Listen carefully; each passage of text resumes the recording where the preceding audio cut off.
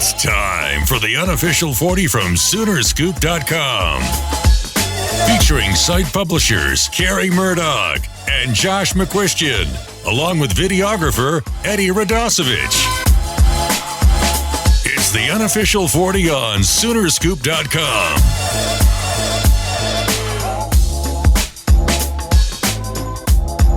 All right, welcome back. Another edition of the unofficial 40. Carey Murdoch with you, along with Josh McQuistion, Eddie Radosevich, and Bob Przybylo. The entire team is back again as it's the spring spectacular, as golf is just winded down. Softball is just getting going. Lincoln Riley's got his Tulsa Caravan tonight as we're recording this show. The whole gang's headed up to Tulsa.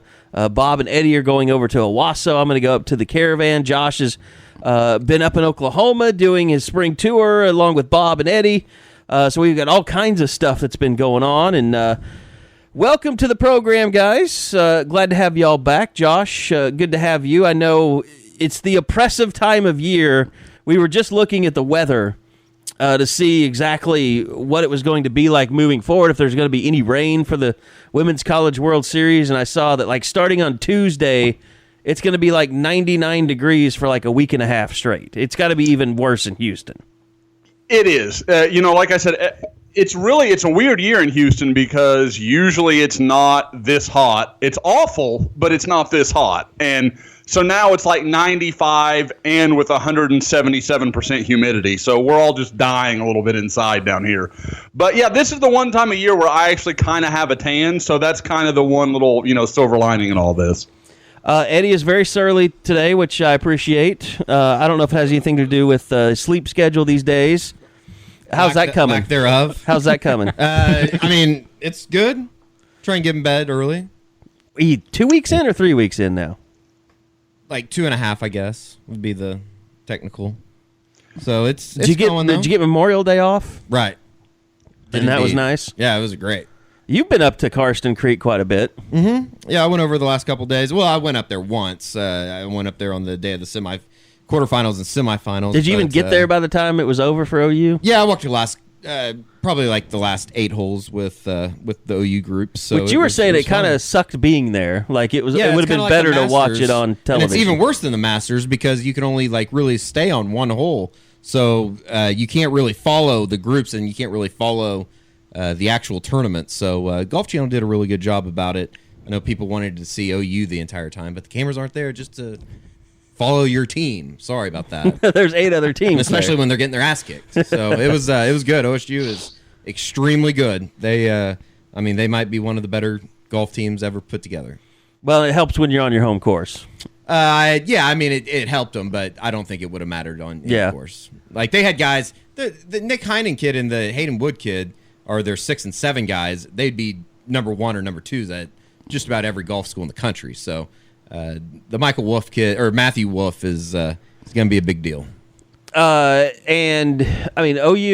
they ended up getting beat by a team that they beat in their regional in Auburn, and then OSU kicked them, and then they kicked Alabama, and it's kind of nice when you see somebody from the Big 12 kick everybody's ass from Alabama. Yeah, the last 2 national champions from Oklahoma, so it's a pretty good deal. Let me ask you. I was kind of thinking of this. Maybe on Twitter, but when OU won the national championship, was it really that big of a deal other than when it happened? I mean, as far as I think everybody was happy, but it didn't become like a mainstream event, though.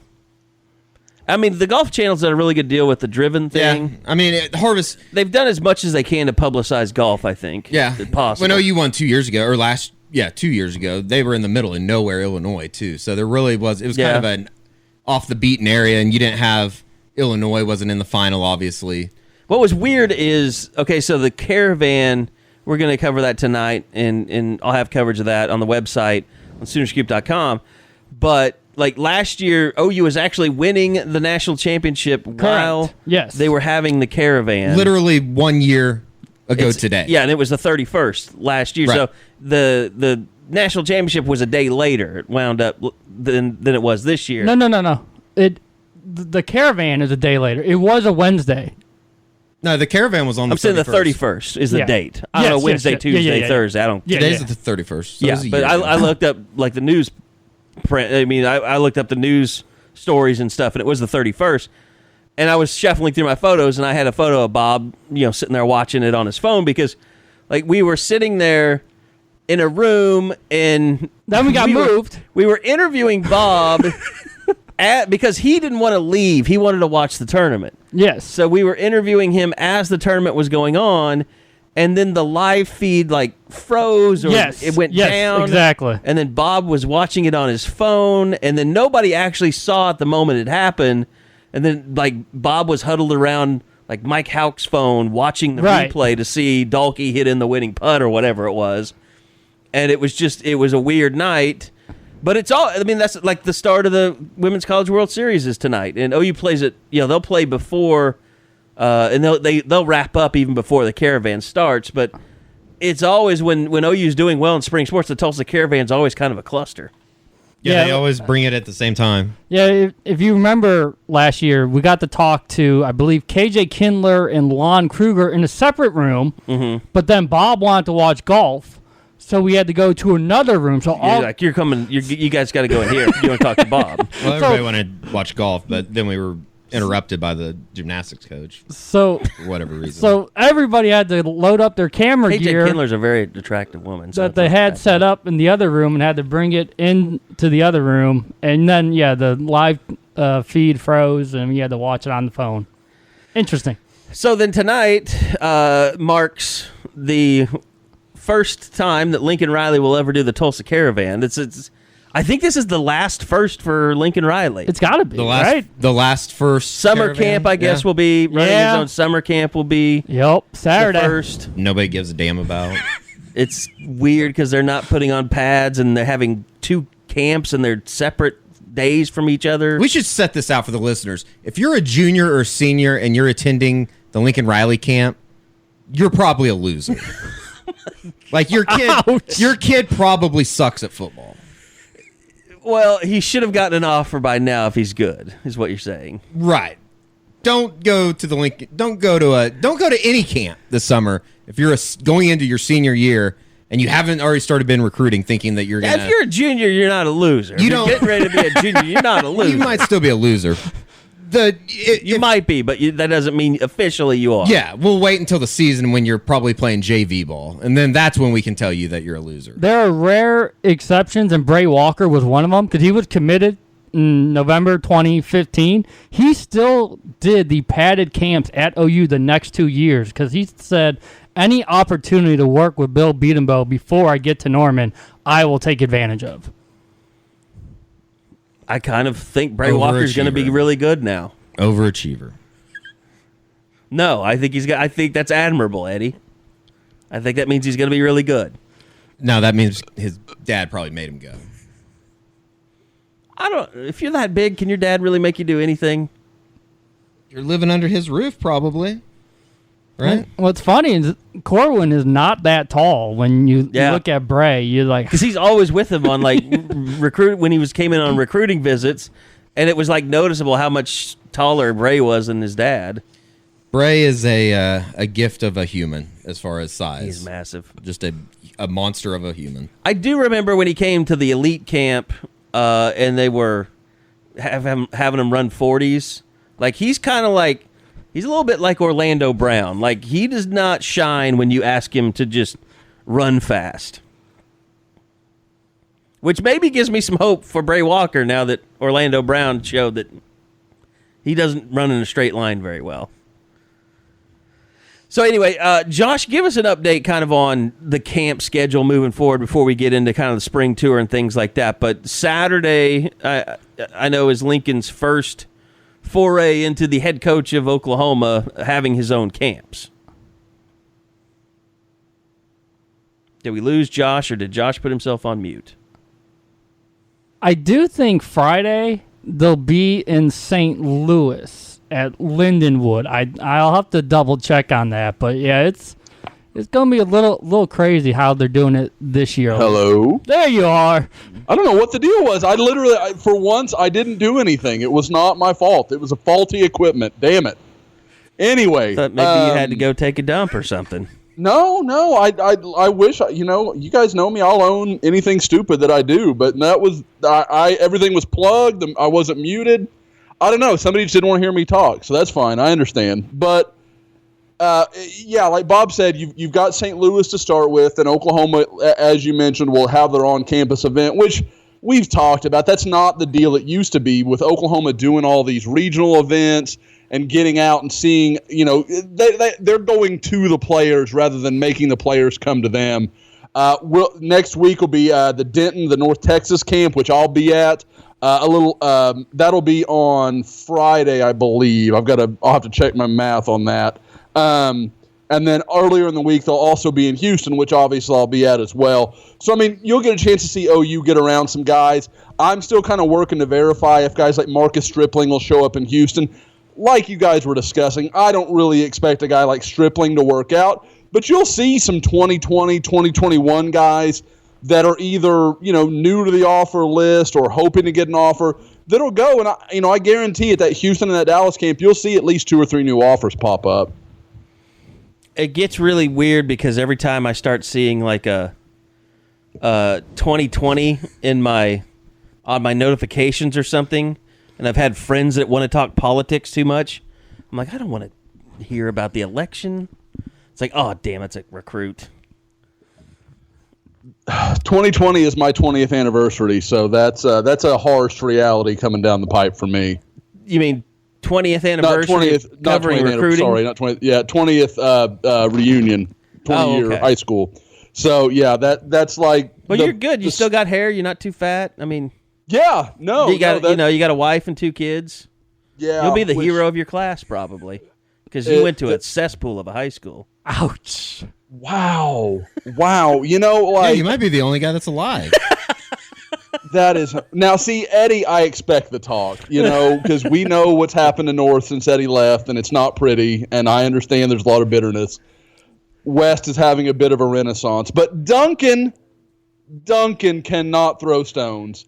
And the good news for Bob is no one knows what damn high school he went to, so he is completely safe. Somewhere in Ohio or Illinois or something. Springboro, Ohio. By the way, Bob, how triggered are you getting right now with all the LeBron versus MJ debates that are filling radio waves? I'm not. I mean, I've seen you tweeting your MJ stuff. Yeah, I mean, I love MJ, but I don't get involved in any of the arguments and stuff of that nature. I have no problem with LeBron. I just think he'll always be a distant second to Jordan, and I just leave it at that. Ladies and gentlemen, we need to talk about one thing, and I'm not sure we've ever discussed it in the pod because Bob hasn't been here with us that long. To understand Bob's fandom of Michael Jordan, one time I was at a high school game. Bob and I, when we worked for other sites, we were always at the same events. We ran into each other a lot. And Bob, I don't want to put you out there, but I don't want someone to see you and misunderstand something about you. When the national anthem is playing, Bob doesn't put his hand over his heart. And I was like, is this a thing? He doesn't stand either. He takes a knee. Bob, is like Bob like anti-America? And I'm like, and so finally I was like, it just got the best of me. I had to ask Bob what this was about. And he was like, I'm a huge Bulls fan. I'm a huge Michael Jordan fan. And he always did his hands behind the back, which is exactly what Bob does. Every time, that's exactly how Bob stands. And so I just want the people that know him, that see him out at a high school game this fall or whenever you see him, Bob is not at war with America. Bob just loves him some MJ. I will say this, too, about being in a press box with Bob. And he's known for this. If the national anthem is started and people don't realize it, he will scream, "Anthem! Anthem!" Yes, I will. He wants everyone to know that America needs to be recognized. Eddie doesn't get to partake in that greatness. I leave the stadium for the anthem and then come back. Eddie's crushing a beer on the sidelines is what he's doing during the national anthem, and it's an American beer. We all know that America rules all. We don't need to play the anthem before. Hey, Eddie sang the national anthem at a Darty. I've seen it. No. What? Yeah. You haven't seen that? Is that on your Instagram page? I think so, yeah. I think we need to go find that. Was it like a Roseanne, or does like Eddie actually have kind of a nice really voice? It was beautiful. He has the voice of an angel. Josh, I have a radio show. Come on now. I am definitely finding this. You guys find some recruiting stuff to talk about, and I'm going to go find this. What? This is amazing. I think it's on there somewhere. I have seen it.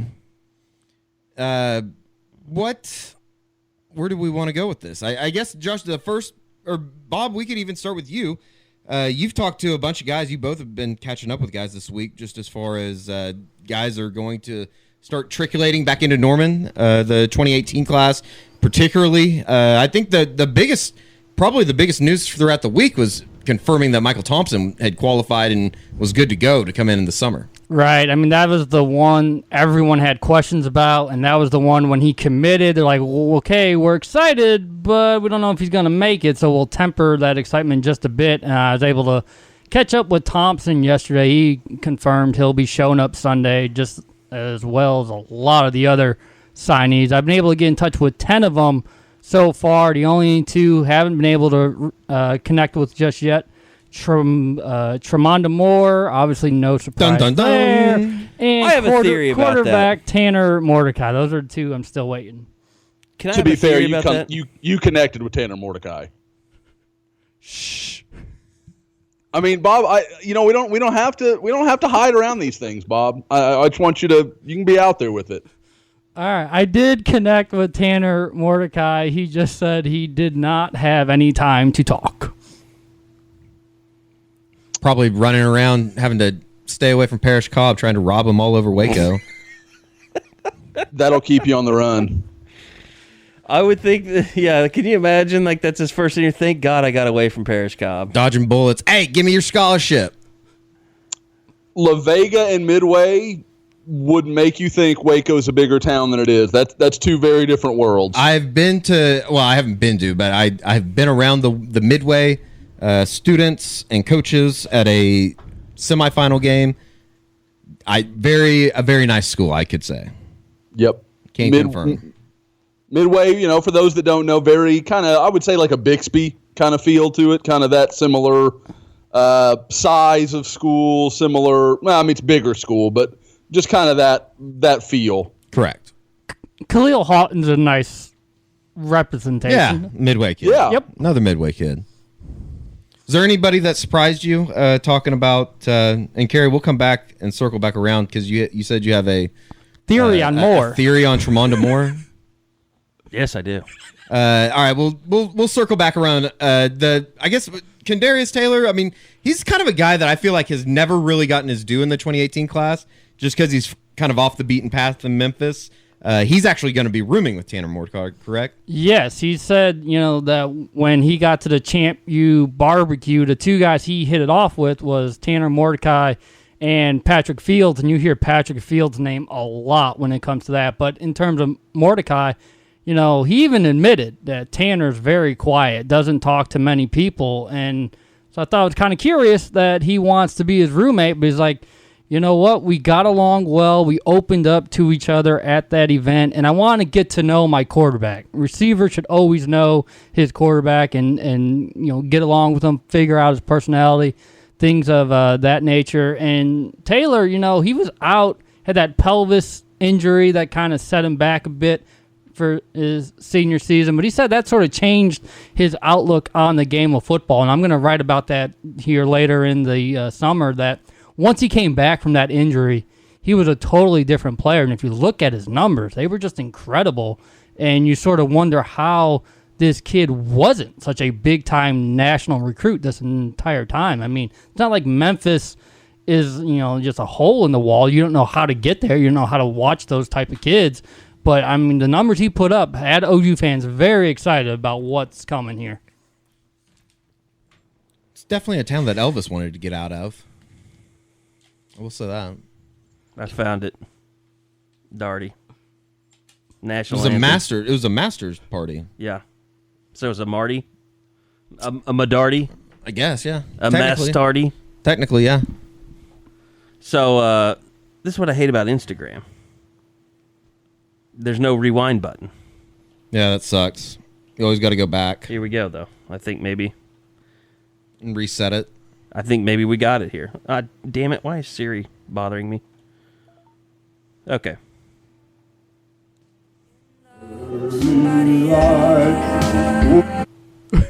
What song was that? What the hell is going on? It's Siri's fault.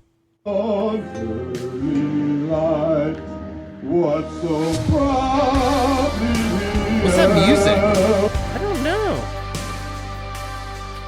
It's my Spotify is trying to play at the same time. Oh my god. Maybe it's just not meant to be. Joan. Shut up, Joan.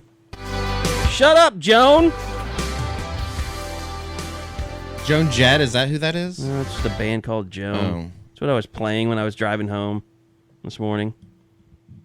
Okay. Here we go, officially. Eddie Radosevich, National Anthem. You should have asked me to play it the spring game.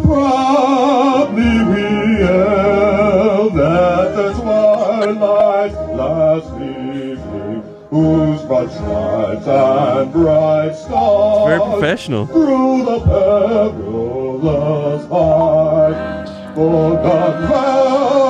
Jones playing again.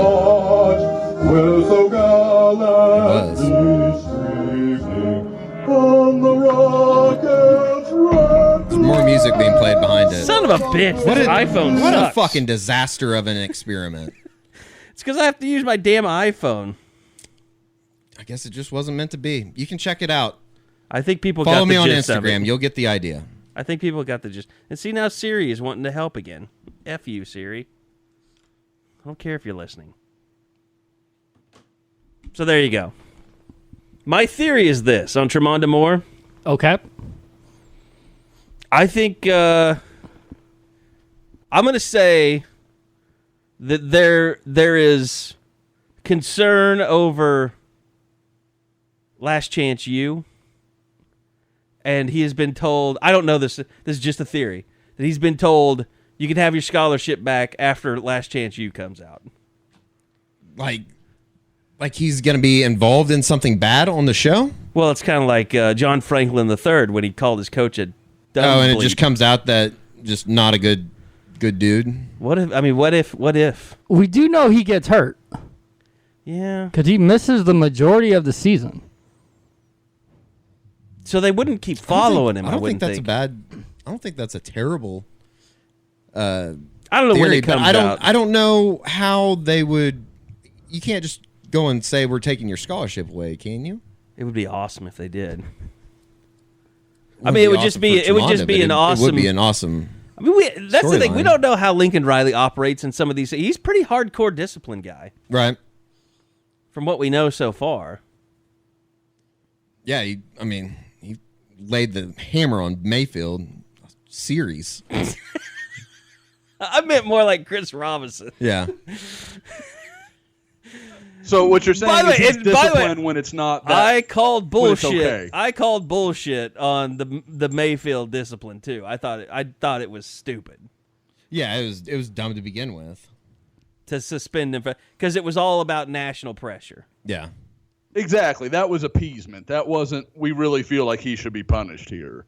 And I was glad that Kyler Murray went 66 yards on the first play or whatever it was. I think 67. Okay, I remember Mr. correctly. Statistician. Well, that changed the whole story. Yeah. Changes the narrative. That's just as bad as the iPhone disaster now. And then Rodney scored the very next play. So One of his no, 11. it's a truther theory last that 8 games. is about as valid as flat Earth. But I just wanted to throw it out there. Well, what's I don't think it's interesting- crazy. What the is you- Tramonda Moore thing? Yeah. Yeah, with Tramonda, like you would hear stuff like because I know Bob and I talked, and this is back when Bob was working, with Scout, and so we had conversations, kind of, what are you hearing? What am I hearing? Like, because it just didn't add up that Oklahoma suddenly was serious about Tramonda Moore, and then we both talked to him, and you're like, well, that sounds like a different kid. He'd really changed, and that's kind of the feeling you got, and that's what the people at were saying to Oklahoma at JC. But then as time went on, the injury happened, and then he didn't come back.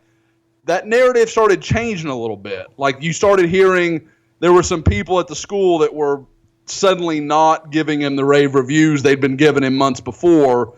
And, it was kind of is that about they're mad that he's not playing, or should he be playing? And so there was kind of a conversation that went back and forth about that. Now, I don't think I think Carey's got a fun theory. I don't think it's based on anything. But no, please don't go on the internet and start saying Carey Murdoch said the coaches are waiting until they see the true assholes out there, and this is one of the worst Twitter moves of all time. They would tag you on Twitter to Tramonda and say, and tag Tramonda. That's the worst kind of person in the entire world. Now that we've talked about it, I guarantee at least 5 people. Yeah, at least 7 people are doing it now. Yep, it just happened. It's just been guaranteed. And that's why they have like 50 followers. 50, try 5. Or 5. Yeah. And 3 of them are bots. One of them will be that. Porn bots, yeah.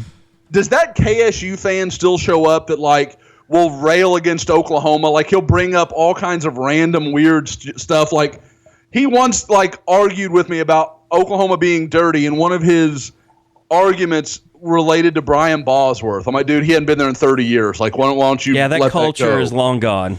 Yeah, like, and he's one of those egg accounts. So it may have been Brian Colangelo. I can't be sure, but it was weird nonetheless. Kansas State. I don't know how Kansas State fans do anything.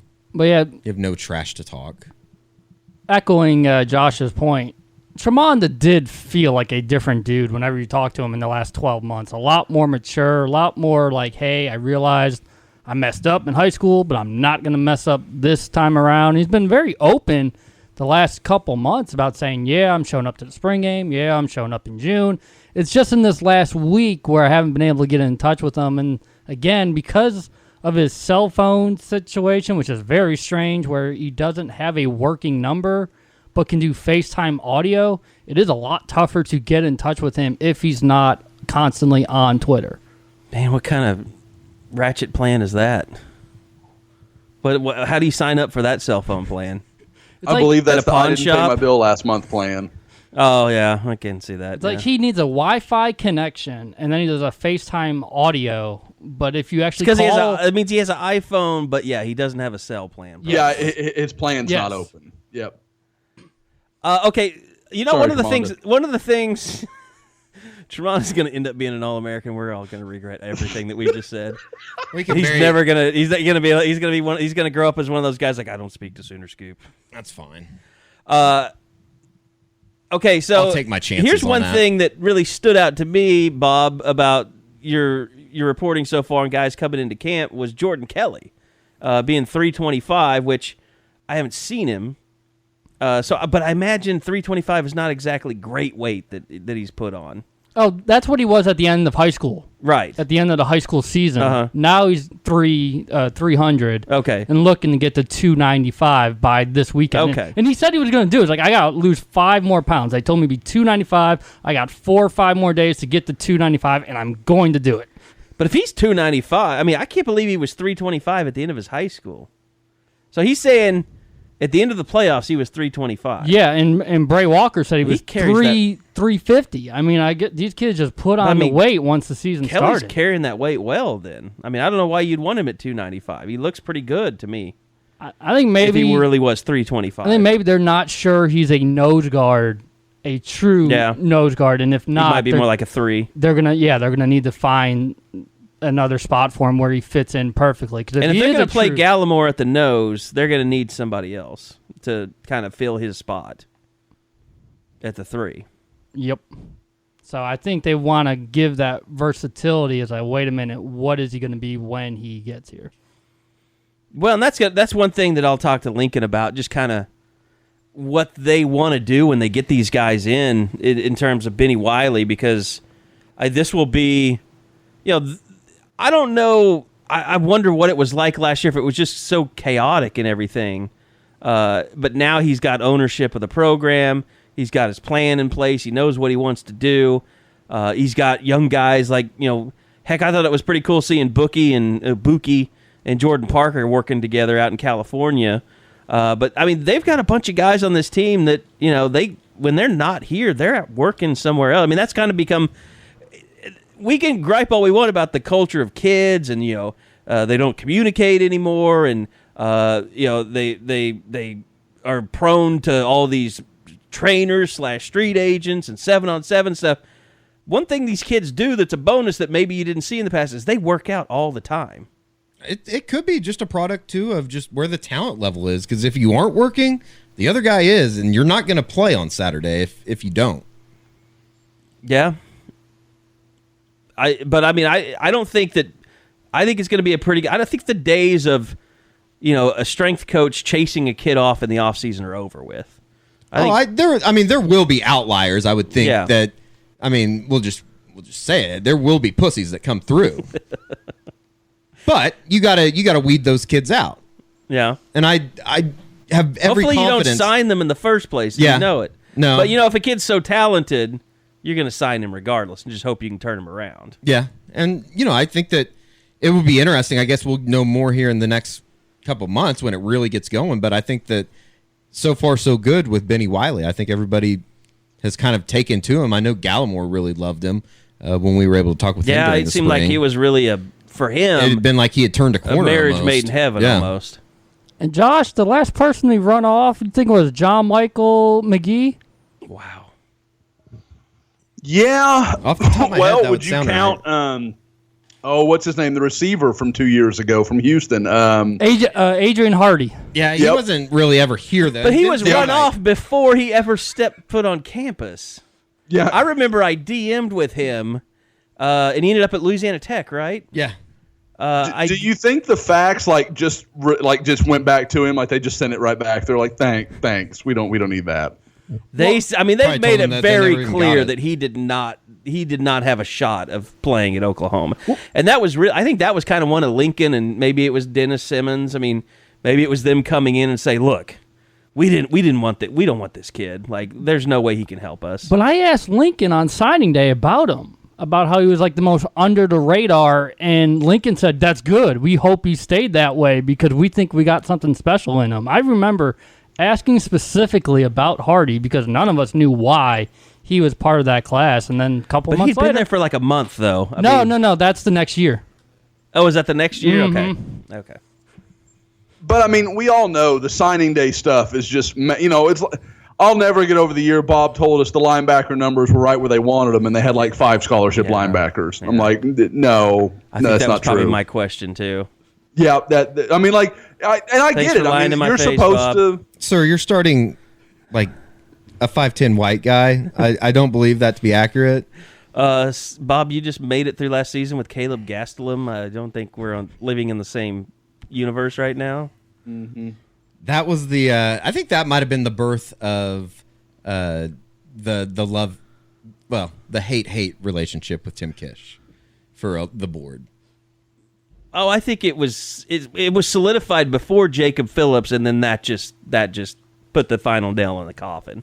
Jacob Phillips. And it's so sad because of all the things I think you can fault Kish for, Jacob Phillips is not one of them. Like, Kish did all he could do in that situation. He lost out to a very weird scenario. Like, I don't... he had so many... like, Bryce Youngquist. Like, that is one thing that killed him. Like, he had so many bad luck situations. It's a great point. He's had some shitty luck, too. There's no doubt about it. Tay Evans getting a concussion. That's a great point, Bob. Yeah. He's been what we're telling everybody is Tim Kish is completely guilt-free. Yeah, not at fault. Besides wearing transition glasses. Not guilt-free on that. Missing out on pretty much every linebacker recruit that you went after. My problem is when when I watch what other guys on the staff do, especially in the last 4 or 5 years here, you see all these second, they're not, okay, we've got these guys committed. We're good here. We're just going to walk away from this situation. They're still recruiting guys. They're still working on guys, whether they're, guys that think they have offers or guys that, hey, we're going to offer you down the line if something opens up. Like, they're still staying in communication. With Kish, I feel like that's been his problem at times, was trusting these kids to hold to their word, and it's burned him a few times. And Carey Cooks is a great example right now because we think, us personally, that the defensive back class is pretty well known here in the next couple months. But you see Carey is talking to so many different kids just in case. Oh, Scoop talked about it last week. Kyer Elam, Woody Washington. You run on the list. Oklahoma, and it's not just like, oh, there's some backup guys that if OU gets in a hole, they're going to be okay. Woody Washington's a top 50 guy in the country that OU really has a legitimate chance with. And they may not even need to bring him in for a visit if this summer goes the way they hope it does. So it's like I said, and that's one of those questions where do you get into, do we say no to this guy? Is that really possible to turn away a corner that good? I don't know that it is. I think you have to find a way to make that work, but it's a good problem to have either way. Well, and this was really the first year. I mean, you get past all the recruiting losses, and I don't know, I guess you could say bringing in, signing a guy like Nick Bonito, getting that commitment right during the banquet and everything. That was kind of like, oh, well, that's different for OU. Like, they actually improved on a pretty decent position they were already in. Like, and I think that kind of gives you hope. I don't know. I'm not trying to do a Kish rally here or anything, but it gives you hope, like that Lincoln Riley, he gets more involved in this stuff, and other coaches on the staff get more involved in this stuff. And Kish isn't just out there on an island, which I think in the past maybe it's been that way, and maybe the depths of it was the Jerry Montgomery era. And talking with Nick yesterday, he mentioned Mike Stoops. That was his guy the entire time. I guess he is an outside linebacker. Yeah, and I talked to him because if you remember about him, he signed during the early period but didn't announce to the Under Armour game until the Louisville beat writers. And so I asked him, you're like, your secret wasn't really a secret. Did that bother you? He's like, no, because I still got to do it on national TV and let people know that I was going to be a Sooner. It's like a silver lining. It's a very optimistic guy. This was the year when it didn't burn him. Like, they pinned a lot of stuff on Bonito and White, and it panned out. Like, it worked out. They got the two guys they wanted. But if you look back, if OU misses on one or both of those guys, or I don't know what Asamoah flips or something. Yeah, that was the one. Like weird. That was like the one because you're like Asamoah. Yeah, he's a decent player. He's not a national player. Like if they can't hold on to him, like that really could have been like Katie bar the door. Tim Kish, firetimkish.com probably would have surfaced. I almost think if that would have happened, there would have been a move. Because you literally have shit the bed if that happened. Well, that's one of his home recruiting areas. Ohio's one of his home bases. I mean, that's where he's from. Like, I mean, he's got a lot of connection there. Yeah. I think everybody, because he came from Arizona, associates him with out west. And he's good out there. He's got a lot of good ties out there. But he's a Midwest guy. So that was a big part of it. And we talk about Bonito. That's a lot of Mike Stoops. That's outside linebacker. That's Florida. That's Mike's turf. So, I mean, that's something that I don't know gets enough credit. I think Mike has done a really good job recruiting. You look at outside linebacker recruiting, it's been really good the last few years. It's been inside where OU's had trouble. It's not just about landing guys. It's Oklahoma seems to drag their feet in identifying guys and offering guys. Alabama's got 20 inside linebacker offers out, and OU's got 4. Like, that doesn't make sense. That doesn't add up. Okay, I don't know. Sorry. Didn't mean to turn this into slam Tim but, Kish. But Alabama's whole program is kind of predicated on inside linebackers, though. Well, no, it is. And also, Alabama's processing dudes, like crazy. So, I mean, I understand that there's something to that. But also, Alabama can be pickier than Oklahoma can. But that's kind of like saying Alabama has offered more defensive tackles than everybody. They offer every defensive tackle that's worth a damn. They do, and then they offer every. Why would you not follow that pattern? Yeah.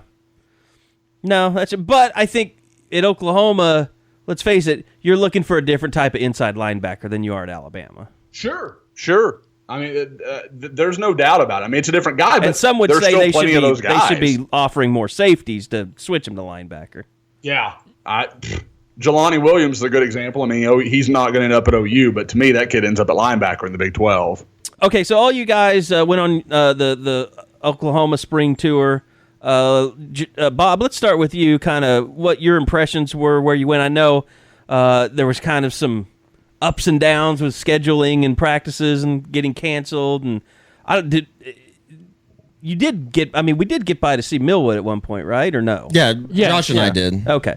So, but I mean, Bob, kind of your impressions of your in-state tour. Well, I was trying to fill in gaps where Josh and Eddie were hitting a lot of the top names. I was looking at Cole Mashburn at Norman North, Jamie Nance at Blanchard, Trace Ford at Edmond Santa Fe, and 3 quality names for the 2019 class. But the impression I get following those trips, I don't see OU getting involved with any of those 3, and you almost hear those kids accept it at this point. Like, we have a lot of other offers, a lot of other choices that we can make. Just looks like OU won't be it for any of that trio.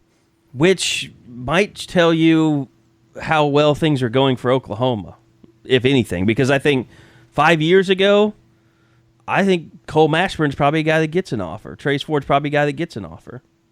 And not only an offer for Cole Mashburn, but a defensive end offer. Yeah. If you look at where he stands with OU right now, it is the H-back, fullback position. Where they're looking at him, yeah. If OU is going to make a move at Cole, that's going to be why, because they want to get someone else at that spot. And that would be a Shane Beamer call, I would assume.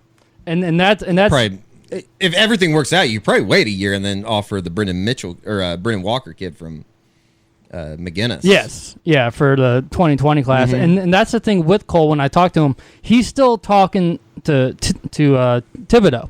So that means that the lines of communication with Beamer aren't there yet, which tells me it's not legit at this point. I wonder if the Jordan Evans type offer, it will be no more under Lincoln Riley, as far as like the in-state guy that they kind of slow play. And I don't even know if you could say slow play. They just kind of fell backwards into him, right? Let me ask you this. If OU had a top 10 national defense and had continued to have a top 10 national defense when Jordan Evans was coming out of high school, would he ever gotten offered? No. Probably not, yeah. He was a late offer. He was a guy, I think ultimately, I always got the impression that Bob was the one that made the decision, like, this is we're offering this kid. He does too much. And it was after he returned that kickoff in the he just state kept playoffs. Kicks. Yeah. Against Broken Arrow. Arrow. Me and Josh were both there. Yeah, that was like, there you go. This is why. It's like, what else do you need to see? This is why I deserve an offer. Devin Thomas. It was the moment he was born and Devin Thomas died as a recruit. Oh, did you hear well, that? I think thought the he robbed you in gunshots the might parking have lot. done that. Yeah. Well, I mean, at that point, it was just a knife. Devin hadn't graduated yet. Was that when Devin was just a total prick after the game? Yeah, Bob remembers it too, because we were on the sideline and Broken Arrow was down. They needed to go drive. I think it was like 21-14 or something. There was like a minute left. BA had gotten the ball back. They were trying to drive down the field. Well, they go 5 wide because they're trying to, spread Norman North out. And Jordan Evans had just been killing Coleman Key all night.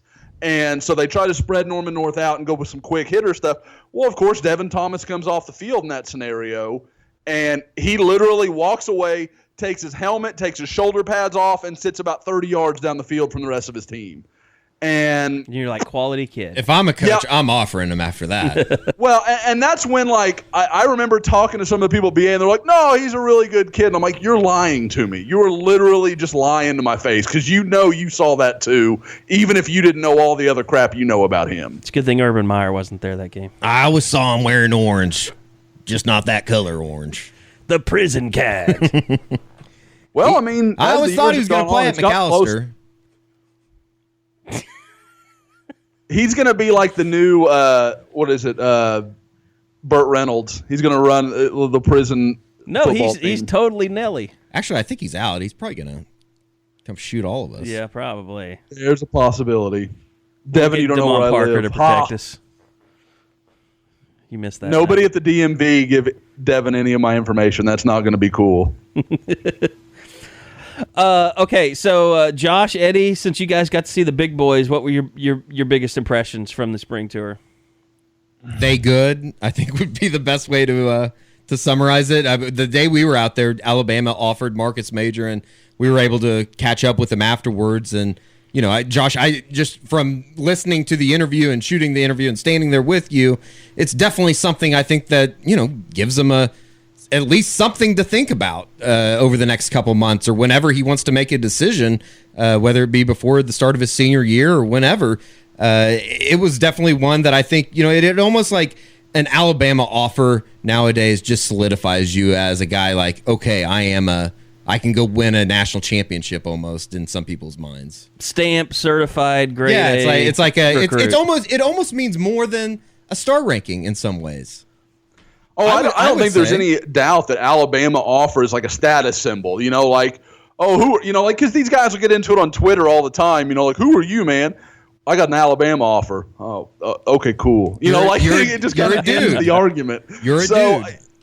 And with Marcus doing that interview, I really got the feeling, I was like, oh man, this clearly hit him. And the thing you have to remember, it's just like when we talk about guys coming off official visits. When news is fresh, it's always the biggest thing. Like, it always makes a kid feel like, oh, this is amazing, and I've never seen anything like this. When you give it 48 hours to process, a little time for things to kind of calm down, guys start getting some perspective on everything. And I know Bob has talked to some people as well. I get the impression Marcus Major may make a decision before the summer's over. That's kind of what I'm still hearing.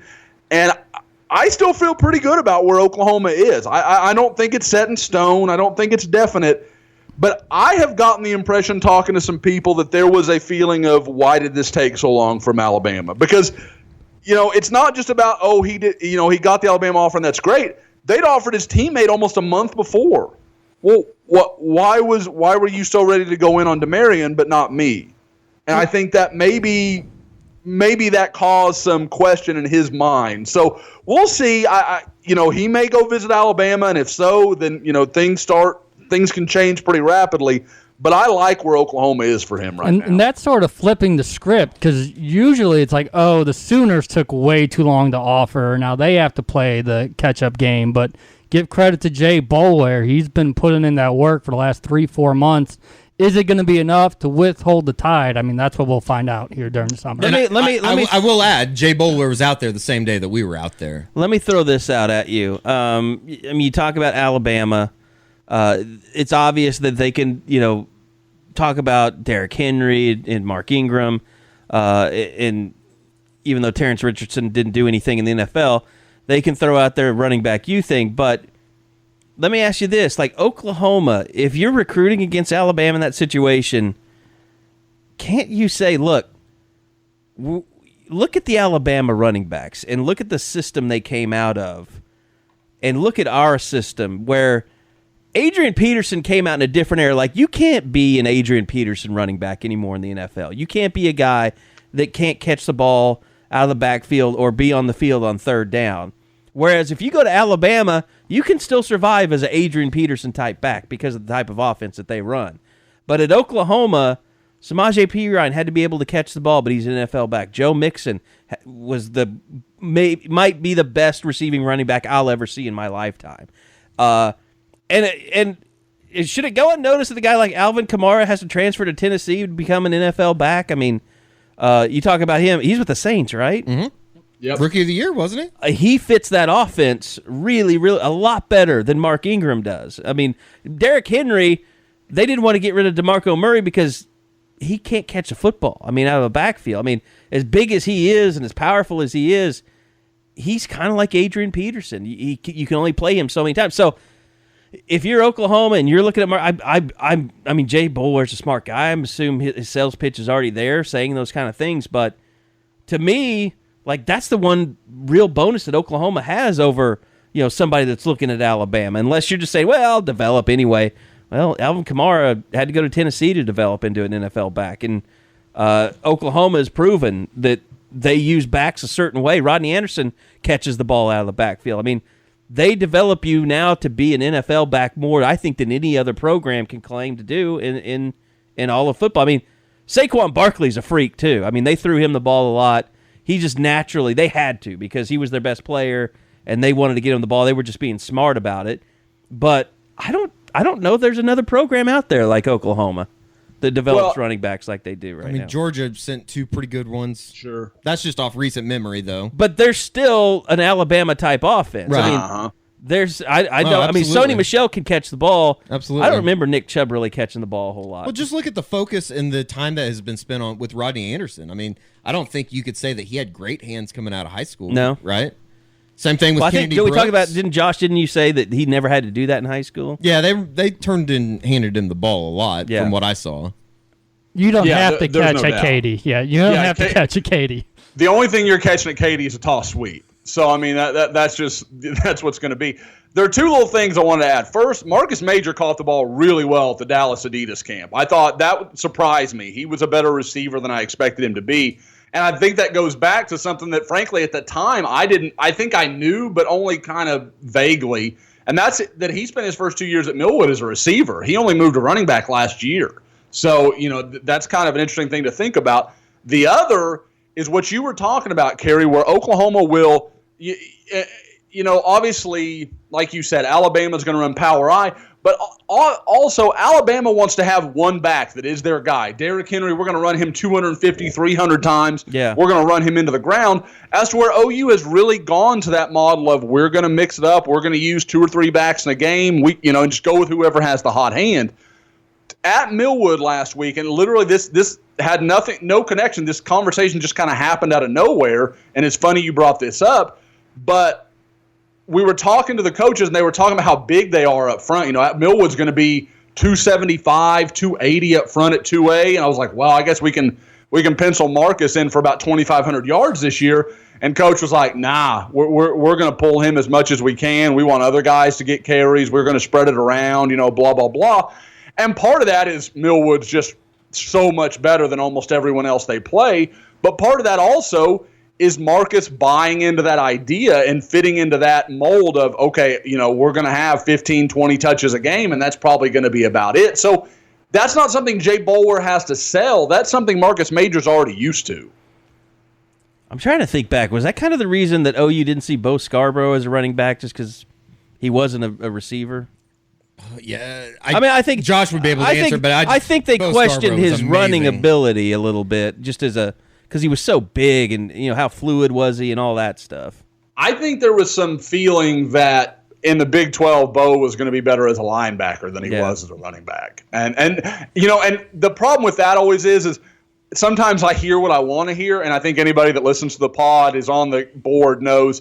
Every good athlete that is not a clear and obvious offensive guy, I want to turn him into a defensive guy. Like, I want all those guys on defense. That's like Demarion Houston is got good, not great hands. I want to make him a corner. That's just the way my brain works. So I think sometimes I project that onto other people. But yeah, I think with Bo, there was definitely a question of what side of the ball he might play on. And he grew up an OU fan. He's like the reverse Samaje Perine. Hey, guys, we were talking earlier about Georgia's pass catching last year for the running backs. Yeah. Anybody want to wager a guess what Chubb and Michelle combined for in receptions last year? 22 catches combined. 13. Nick Chubb had 4. That's Tony the Alabama offense for you. Yeah. Yep. They're leading the Swift kid, the young guy that's going to be the man this year. He had 17. Okay. That was their big guy at that role. Yeah, I like that kid a lot. He's good. Yeah, he's going to be really good, no doubt. Okay, other than Millwood, what stood out to you guys about your spring tour? Broken Arrow. 6A is going to be really interesting. Eddie, you've been doing this with me for almost 10 years now. We didn't even go by Jinx. We didn't even go see Jinx. And it's talking to people up there, other programs, that sort of thing. And, to a man, they're all like, God, we love Trimble. We love that. Jinx is going through some stuff right now it's going to be interesting to see how that plays out. Don't get me wrong. This is not a Jinx is on their deathbed kind of thing. It's just when you've had one guy leading the ship for 25 years, you're going to have some weird turnover. They lost their strength coach, who's probably the best guy in the state, has now moved up to Owasso with Bill Blankenship. That was announced, I think, the day after we were at Owasso last week. So, there's a lot of stuff happening there, but you go to Broken Arrow, Broken Arrow is really talented. Zach Marchicelli is really good.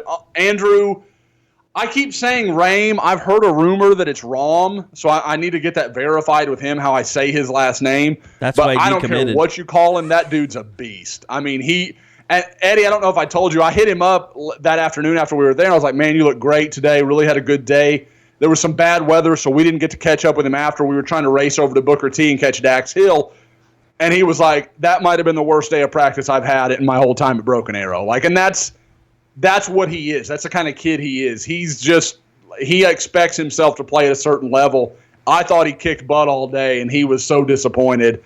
And they've got, Eddie, what did you see? Probably 3-4 sophomores or younger that you're like, that dude will be a guy in a couple years. Yeah, they got some guys. And by the way, he got offered by Michigan that same day. So it must not have been too bad the day that we saw BA and Raym. So it was he's an impressive kid, and it's even harder to imagine that he's still just a junior in a way. Like last year it was like, oh God, this kid's a sophomore, he's playing a lot, and now it's like, oh, he's still young and he's still humongous. So with Andrew, is it just a thing where it got really big and he just wanted to kind of enjoy the process? With the decommitment? You know, Josh and Bob could probably speak to it more, but I think it was definitely a situation that I think that, you know, Josh Henson's obviously a good recruiter, a good offensive line coach. I think he's put some word in his ear, and maybe not even necessarily Oklahoma State per se, because it sounds like Arkansas has done a really good job recruiting him as well. And I think he realized those big dogs were about to come. Alabama came the day before that Michigan offer. I mean, as great as OU and these other regional schools were, he was about to blow up even more on a national scene. So I think he didn't want to do that thing where he's visiting these other schools as an OU commit. So I think he's going to go through this process. I still love where OU stands with him, but I do think it's going to take a lot longer than initially thought. Yeah, I agree with Bob. I don't think there's if you made me put a number on it, I'd bet 70% he probably still ends up with Oklahoma. But the Arkansas thing is interesting because he's got a connection to Alvin Bailey, kind of the last great Broken Arrow offensive lineman that played at Arkansas, played the NFL for a long time, may actually still be in the NFL. Bailey had a really nice career. And I know there's some family connection between those two, and I think that's why Arkansas has made an impact. Oklahoma State, Josh Henson's done a great job with him. The offer that I have heard really caught his attention was Notre Dame. I think Notre Dame really impressed him when that offer came in. Obviously Alabama, but I think Notre Dame, kind of out of the ones that maybe you don't see coming, he really liked that offer a lot. That meant a lot to him. So he's a guy to watch. And speaking of BA, just kind of wrap up Broken Arrow, I thought Miles Slusher looked really impressive. He's a guy making the move to safety where I kind of always thought he was better served. He's going to be a better athlete at safety than he is at corner. And literally the first play we get there, Eddie got there a little bit before I did, and the first play when I walk onto the field is a little toss sweep to Slusher's side of the field. And what I love is the guy, it wasn't that he wasn't trying to make a play. It's that he understood his role so well, and he literally comes up and just depletes a little slot receiver. I mean, just kills the kid. And you could tell it had probably happened 2 or 3 straight plays. Broken Arrow was working on a set play. And you see the receiver get up, and he's like, I don't want to do this again. Like, this guy's just murdering me every snap. And Slusher as a safety could be an OU guy. As a corner, I don't know that I buy that, but he's starting to fill out. I think he's going to be a guy that will be fringy for OU for a while. And Mike Stoops was up there, as well as Dwayne Akina, who is the defensive backs coach for Stanford, on the same day that we were up in BA. Eddie and I both marveled is a lot bigger guy than we had in our head. Dwayne Akina's a big dude. I thought he would be like a defensive back. He looks more like a guy that played rush end. Josh, I have one last BA question. When it comes to Andrew, is he interior guy officially now, or has he still got a chance to be tackle? You know, he could play right tackle. I think he'd be okay there. It's not an athleticism problem for Andrew. It's a length problem because I think he's kind of shorter armed. He's a little punchier. He's definitely better in a tight space than he is, out working long. And you're never going to see it at the high school level unless he goes to those elite camps and you can see him against some real top-shelf speed rushers. But, at Oklahoma, in Oklahoma, he can beat guys to the corner. That's not going to be a problem for him. But when he faces a guy, say like Trace Ford is a really good example, who can get to that corner with just tremendous speed, I think it's going to give him some problems in the college game. And I think if he moves, it's kind of one of those things where as a tackle, he's got a really nice future. As a guard, he could be a 10, 12-year NFL guy. I mean, it's just about where are you going to live your best life? You're going to live your best life at guard, in my opinion. Okay, so Bob has done a really good job. We mentioned this earlier of tracking guys that are going to come in. We've kind of talked about that a little bit. I wanted to kind of get you guys' opinion on this too. Let's talk a little bit about, we saw the guys in the spring. We know Buki is going to be a part of it. You've got some guys here and there that have a chance to kind of make an impact. We never really found out a resolution to left guard. You mentioned Bray Walker, a guy that kind of has aspirations to come in here and play right away. I don't know that really, the Cody Ford thing. I mean, obviously, we're all kind of skeptical of that. But you mentioned Michael Thompson, the huge news that he's qualified, he's going to be here. I would say, I would give him a good shot, not because he was here, but also because Ronnie Perkins was here. And I would think that would be a guy, and I think Jordan Kelley's, we just have to see. We have to wait. I think he's going to be one of those guys. If he comes out and plays right away, I'll be surprised. I mean, as good as he was in high school, I would still be surprised just because he wasn't, this big, super national recruit that everybody wanted. Whereas Michael Thompson, has seen more of a national type recruit.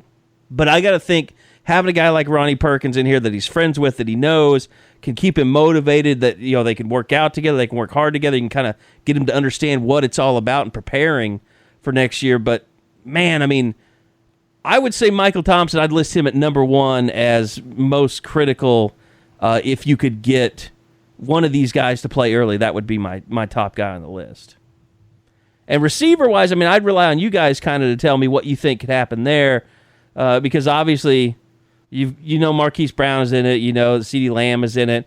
I think Charleston Rambo's still we're still there. He and A.D. Miller kind of going to be fighting to be that other guy out there.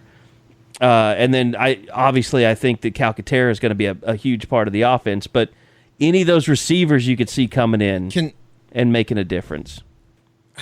It's hard. It's hard because, and this is what I said when someone asked on the message board, that means that guys like Nick Basquin, Michael Jones, how does he bounce back? That means like none of those. Achilles is really. That means, I mean, for a receiver, that's really. I'm not going to say that he was extremely fast to begin with. I mean, I think he could run. I'm not saying he's not, but that Achilles thing really kind of worries me.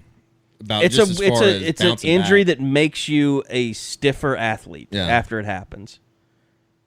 And to have it happen twice is scary. Mm-hmm. And the other thing is this: if he had Baker Mayfield as his quarterback, I wouldn't be as skeptical. But I don't really see Kyler Murray as that possession receiver type quarterback. I mean, he's a big play guy. He's a guy that throws down the field, and he's going to make a lot of plays with his feet. And by the way, I'm just operating going forward that Kyler Murray is the quarterback. That's why I almost feel like a guy like an A.D. Miller I have more faith in than maybe a Nick Basquin or somebody to be a big playmaker. Yeah, coming out of thin air, like a freshman, I think Crawford's going to be really good at one. Well, let's face it, Marquise Brown and Kyler Murray are a match made in heaven. Oh, yeah. I mean, for what they both do. Yeah. To me, even CeeDee Lamb, as good as he is, and I think he could be the best NFL receiver that Oklahoma's ever produced, still, I think Marquise Brown and Kyler Murray are the best possible matchup for a receiver-quarterback combo on this team. I mean, we saw very briefly that bomb against Tulane. That was exactly what you expect to see a lot coming up. And he did it with, the walk-on guys. He did it with Miles Teese, and he did it. Did he have one with Lee Morris? I think maybe he had one with Lee Morris. Yeah, because you had the Allen I think his first connection. touchdown, was with Lee Morris. So, I mean, he loves throwing that deep ball down the sideline. So, I think these other guys, slants across the middle and all that stuff. That's why I kind of question Calcaterra. I mean, how big of a factor is he going to be other than, running down the seam? I don't know that if Kyler Murray's your quarterback that you're going to get a lot of 7-yard slants down the middle of the field. Can you imagine being a safety with that decision? Kyler Murray, who's, probably by midpoint of the year will be one of the more respected running quarterbacks in the whole country. And you've got to decide, do I come up and deal with him and help out my linebackers who can't run with him, or, deal with Marquise Brown, who literally is a touchdown every time he catches the ball? Like that's a crisis. Like that, it's just going to put safeties in an awful, awful position. I think can we all agree that probably on the defensive side of the ball is where the freshmen are going to make the biggest impact? Yes. Yeah. I mean, there's no question. It's not that these offensive guys don't have talent. It's the fact that the opportunity is there for Buki, Jalen Redmond, Ronnie Perkins. It's there right now to already come in and be the guy. You want a hot take? Sure. A end of May hot take? Grant Calcaterra will end his career with more receptions than Mark Andrews. 112, Mark Andrews. Calcaterra had 10 as a freshman. And Andrews had 19 as a freshman. I think Calcaterra will play an extra year that Mark didn't get. I think that definitely he's not going to test crazy. He's not going to be that, Mark always knew you go to the combine and run 4.6 and everybody was going to freak out. It was a steady. Plus, there's probably not as many girls in the NFL as there are in college. That'd be smart of him. Talk about living his best life. Certainly younger. There's a reason that he and Baker became fast friends. Certainly younger. By the way, I was driving around Norman the other day, and the freshmen were doing orientations. Not bad. You sound like Wooderson right there, Eddie. That's Eddie. I'm glad I you love don't that live in these high Norman school girls. anymore. I think I'm going to do a loop around the campus corner real quick. I could literally be those girls' fathers. What? Eddie, I would be with you 100% if Grant Calcaterra's quarterback was Austin Kendall or Baker Mayfield. Yeah. With Kyler, I think Carey's right. There's going to be so much vertical passing that I just don't know how that's going to fit. Yeah. I mean, it definitely he will have to have a big year. Like, these next 2 years would have to be huge for him. But I think he's a good enough receiver that you still have to have a guy that you can depend on. I don't know. I just feel like they're going to stretch the field so much. There's going to be a lot underneath that they can take advantage of. If that makes sense. This kind of leads me into a conversation I had with someone the other day, guys. We've talked about, Kyler plays this year and then maybe next year he looks at the major league draft stuff. I was having a conversation with somebody and I kind of stumbled into, we were talking about Spencer Rattler and just, if he was coming in at semester, he could compete for the job. And I kind of said, yeah, after Kyler goes pro next year. And there was not an affirmation of what I said, but there was certainly no refutation of what I said. Like, there was maybe that's that we're not that far off the mark and what we think may play out. I don't think there's any question. He plays 1 year of football and then he goes baseball. Yeah. That would be what I... Unless he wins the Heisman Trophy as a quarterback or something. Yeah. That's the thing. Even if he does that, I think he's smart enough, and his family is his dad works for Scott Boras. I think the plan, or his uncle works for Scott Boras. Yeah, Kenneth, right? And then Calvin. Calvin, and Calvin, then his dad's yeah. kin. Or Kevin. Sorry, Kevin Murray. That's right. I just think, I think that's their plan. I get the feeling that that's the way this is going to work out.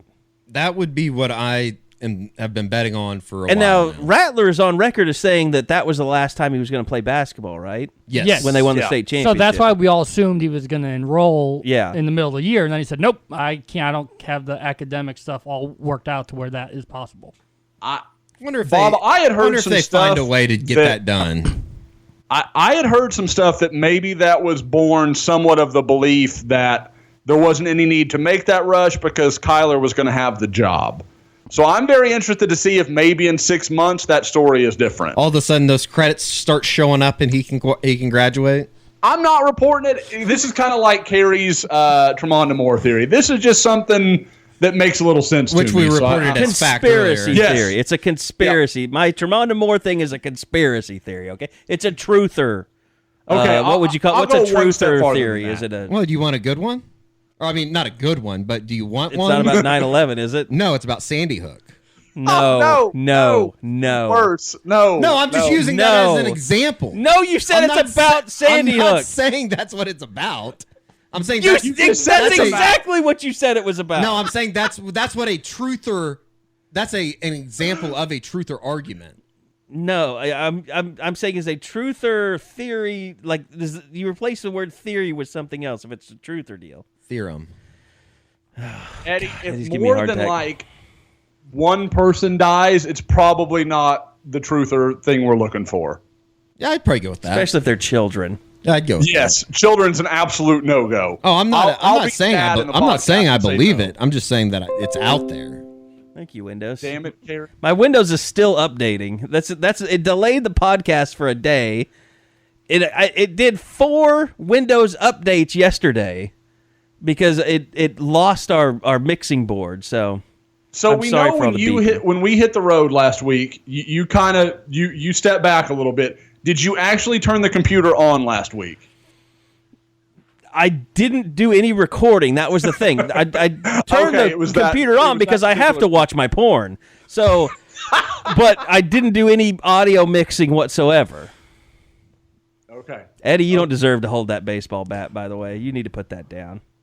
Just trying to get into the swing of things. We got regionals coming up, and then what happened? Segue. No, that's what I knew what I was Natty's doing. for Patty's coming up too. By the way, OU has their hands full with Oregon. They just hit the shit out of the ball in game 1. Oh, they're scrubs. They scored All 11 8 of runs. these teams are scrubs. Although we've seen the Sun Devils come in and suck in Oklahoma City several times. Do they still have Auburn's coaches that? No, they get fired in that whole deal too? No, Arizona State's coach went to Auburn, and then he got fired from Auburn for the sexual harassment. Yeah, his son was sexing up all the players or something like that. That was bizarre. That old guy, wasn't it? Well, remember one of them was like a Florida transfer that like went after Tim Walton or something. Yeah. in the she had like a sister line or something, right? Yeah, I forgot that guy's name. He was old though. I remember that. He was a good coach it was though. Messed up. Or I mean, Arizona State, like they stole somebody's. Maybe it was Tennessee's coaches. I can't remember. Oh, the husband-wife duo. Yeah. And she was a lot younger than him. She wasn't horrible looking. Which makes you wonder. I feel like Bob is still learning how awful of human beings we are, because he just sits in the back and laughs half the podcast. No, but why do we have overcast when it's not raining? I think it's a little overcast outside right now. By the way, they it's pulled the still hot hot. squad. Look at that. That's nice. The scary part is Molly the guy that's McGrath. quiet. I have a big thing for Molly McGrath. Molly McGrath is pretty attractive. Who's the I gal- watched that Battle Bots just because she's on it. Oh, she hosts it? She's one of them. Girl on the right would It's whoop my ass. Laura Rutledge. Is that who that is? Yeah. She looks like she would No, that's- bench press me. Daniel Lowry, I think. Oh, Laura Rutledge. yeah, the former softball player. Laura right? Rutledge is doing reporting, sideline reporting. Yes. There she is. There's, right. She pitched changed at her hair. Washington. That's the one in the middle or on the right? the far On the far far right. right. Yes. This is fantastic. Her, yeah. Oh, yeah, she's a horse face. What did she oh wow. I didn't say that. I did not She say could that. whip I'm not going down there, so I don't care. This is the first time they've had like a set on site, isn't it? That sounds right. I can't remember them doing that before. They couldn't get your girl Lauren Chamberlain? She's too busy, man, playing. She has a professional. career, unlike the rest of these Yeah, softball she players. actually plays. Smacked the homer last night. I'm seriously surprised that they don't have what's her name do it. Aaron Miller's really good. Yeah. On TV. Yeah, she is. So, yeah, Oklahoma's coming up next, taking on Washington. My prediction: 12-0. In 5? Really? No, I mean I think they'll win, but I think they are pretty good. Washington, I saw some of their highlights. They've got some horses. Do they? They've got some stocky little home run hitters. Alabama, I'm glad they didn't make it. They had the typical mullion first baseman, like 375. Looked even worse than the third baseman on League of Their Own. Or shortstop, whoever she was. What was her name? She found a man by the time that movie was over. Yeah. Okay, you mentioned baseball. Because her dad was nuts. Yeah. Making her play baseball and shit. Marla Hooch. Marla Hooch. That's right. Thank you, Josh, with the internet That cheat. movie was Josh's first date. So remember that movie real well. What's her name? Was Babe? Was it Babe? Was that her name? You talking about Gina Davis, the catcher? Maybe. The main character, Eddie. Madonna? Madonna. Yeah, Madonna was hot. Madonna in was that. hot in that. and I don't. Yeah, she dig wasn't. Madonna She at wasn't all. bad looking, except that you knew she, Slept with everybody on yeah, there. women. Except for what was that man that was in the show? I forgot his name. Rosie something. Oh no, Rosie O'Donnell. Oh yeah, that's right.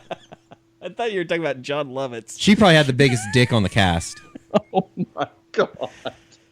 Okay, Danielle Laurie is not terrible looking.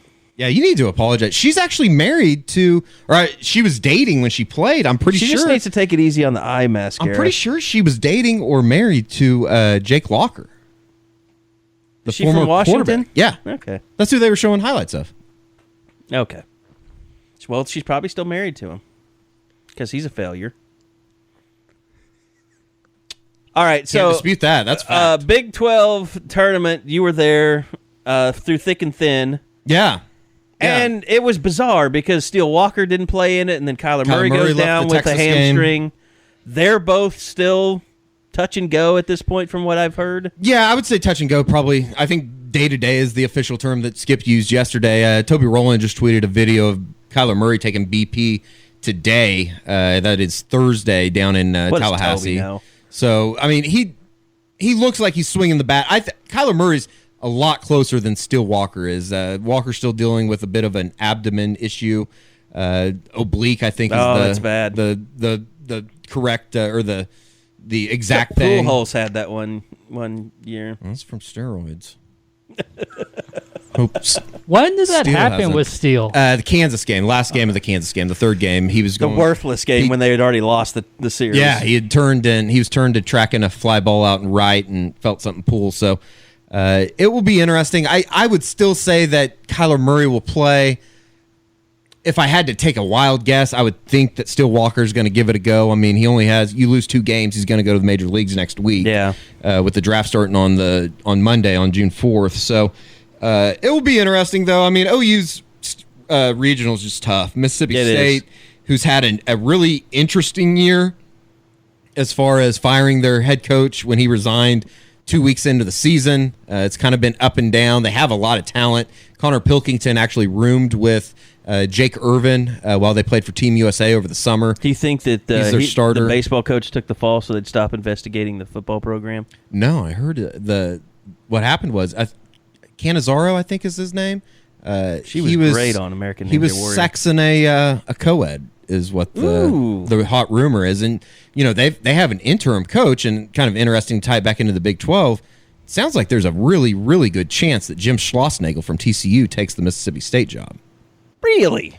They're throwing him a bunch of money, supposedly. And, Kendall Rogers, who does a pretty good job covering it for he D1 does Baseball. a great job. I think earlier this week, somebody had asked him on Twitter what his thoughts were on that, and he said there was a 40% chance that he returns to TCU next year.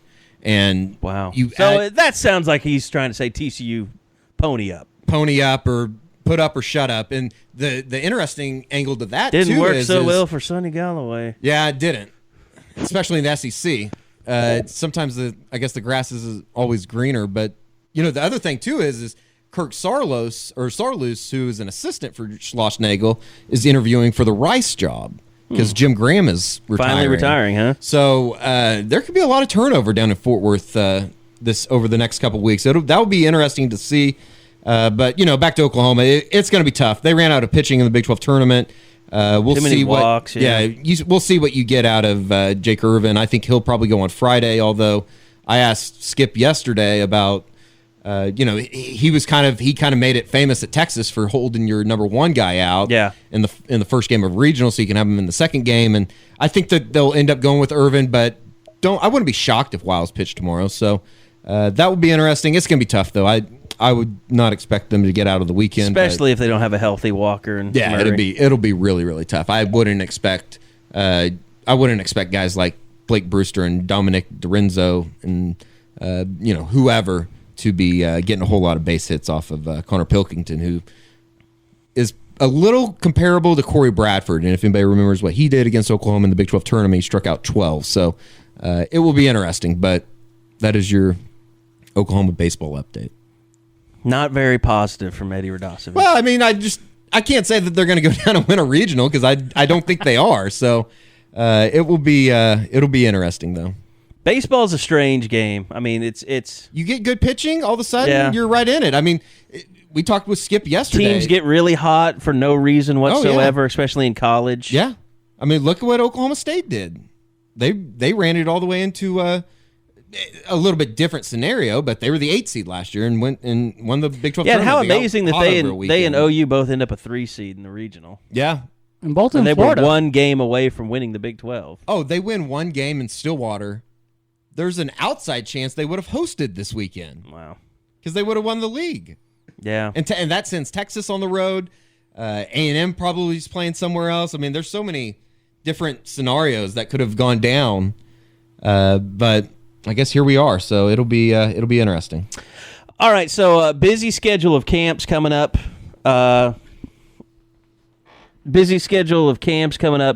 And we've got to get out of here. So, Josh, I know you got to get out of here too. We've got to get to Tulsa. So we'll go ahead and wrap this puppy up. But appreciate you guys being a part of this. Thanks again for all the listening that you guys do. And we took a week off last week just because everybody was running around the state. So I don't know why it is nothing we ever say on this show should be taken seriously. So when I say things like we're going to podcast every week, you can't hold me to it. Daniel Laurie has a horse face. Yeah, that was untrue. I didn't make any softball predictions on the podcast, so that was only a radio. OU's gonna win the national title, and then they're gonna move it out of Oklahoma City because the SEC is gonna force them to. Oh, that was your hot take. This morning it was. Yeah. Well, I mean the SEC, they're doing this whole it's not a West Coast sport anymore. It needs to be in the Southeast every once in a while. It's right in the middle of the country right now, as it is. Yeah, all your poor people can travel just as easily to Oklahoma City as they can to Atlanta. Listen, maybe cut down on buying Confederate flags, put a couple dollars back, and head on into Oklahoma City. What other facility could host a... Well, they had it in 96. They moved it. It's been in Oklahoma City since 1990, except for 1 year. In 96, they moved it to Columbus, Georgia, because they were getting ready to have some big Olympic softball festival. And so they wanted to... It used to be that, college softball helped promote the international sport of softball. Now college softball is bigger than international softball. Like, the ratings are higher for this than it is for the College World Series, the men's. Like, more people watch women's College World Series than watch men's College World Series. The games go quicker. It's more fun to watch. Not to mention, who really gives a shit about Coastal Carolina and the teams that end up making it into the College World Series? So that was my whole deal. But yeah, you can tell, like, when Patty's talking about it, like, she's very sensitive to it. Like, she knows this stuff is going on. Yeah. Well, I mean, NCAA, though, and Oklahoma City have had pretty good agreement here the last couple of years. And I think that, I don't know if it's going to happen this year, but I'm pretty sure that they're getting ready to go undergo a massive renovation out there at ASA Stadium. All right, Josh just left us. That was the disappointment that you heard. Must be an SEC softball fan. He's mad that it's still in Oklahoma City. All right, well, that's going to do it. We're off to Tulsa. Plenty more to come on Soonerscoop.com. We hope to be back next week. I'll just say that as well. So thanks for listening. Thanks to Josh McCuistion. Thanks to Eddie Radosevich. Thanks to Bob Przybylo. We'll see you guys next time right back here on the Unofficial 40 on Soonerscoop.com. Podcasts from Soonerscoop.com.